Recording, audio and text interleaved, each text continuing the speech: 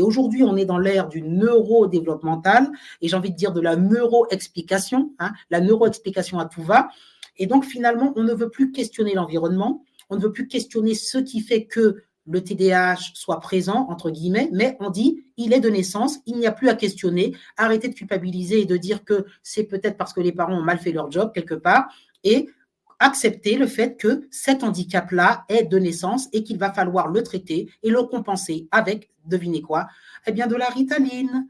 La fameuse Ritaline, c'est-à-dire ça sert au laboratoire. La Ritaline, hein, évidemment, c'est un médicament qui est à base d'amphétamine, qui a un effet qui aide paradoxalement les jeunes à se concentrer.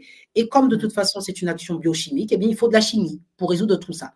Ça évite aux parents de se remettre en question et de dire que peut-être qu'il y a quelque chose à changer dans mon éducation. Sauf que dans ce fameux guide, je vous le remontre là, qu'est-ce que je fais moi? Je dis aux parents, mais vous savez, quand votre enfant vous désobéit, il y a des stratégies, c'est peut-être parce que vous lui donnez des réponses renforçantes. Et ça s'appelle le comportementalisme. Alors, je vais vous dire en 2 mots. ABA, c'est utilisé pour les enfants autistes. ABA veut dire Application Behavior Analysis. En gros, c'est ce qu'on appelle une méthode comportementale.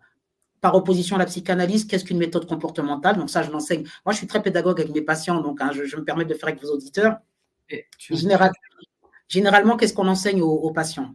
On leur dit, voilà, vous avez une réponse que vous donnez. Donc là, je ne sais pas où est ma gauche par rapport à ça, mais bon, j'ai un peu de mal par rapport à la caméra. Ce que je veux dire, c'est qu'en gros, il y a 3 temps.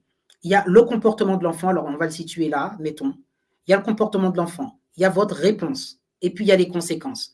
Et ça crée une boucle, si je puis dire, pathogène. C'est-à-dire que quand l'enfant a ce comportement, vous donnez une réponse. C'est ça le comportementalisme. Et une fois que vous avez donné la réponse, est-ce que cette réponse fait plaisir et est agréable à l'enfant? Si elle est plaisante, ça incite l'enfant à reproduire son comportement. Ça va être la conséquence. C'est ça. Donc, très classiquement, je le prends même pour nous, hein, dans la vie, on est tous conditionnés comme ça. Je ne sais pas si vous faites un excès de vitesse, si la réponse c'est de vous mettre une amende, donc on appelle ça en termes comportementaux, ajouter une conséquence aversive, quelque chose de désagréable, je peux vous assurer que la prochaine fois, vous levez le pied. Au même endroit dans le carrefour, vous y pensez, mince, ça m'a coûté tant. Bon, c'est du comportement humain. Avec l'enfant, c'est pareil. Quand vous avez un enfant, mais les parents viennent me voir, me disent, mais il a un trouble du déficit de l'attention. Moi, j'en vois aucun. Je dis, mais comment ça se fait que je vois aucun trouble du déficit? Si c'est quelque chose qui est neurobiologique, neurodéveloppemental, ça ne devrait pas être soumis à condition. Il devrait ne pas réussir à s'empêcher. Il devrait être impulsif dans mon bureau, hyperactif. Voilà, vous dites que vous n'arrivez pas à le tenir à la maison. Mais moi, tout se passe bien.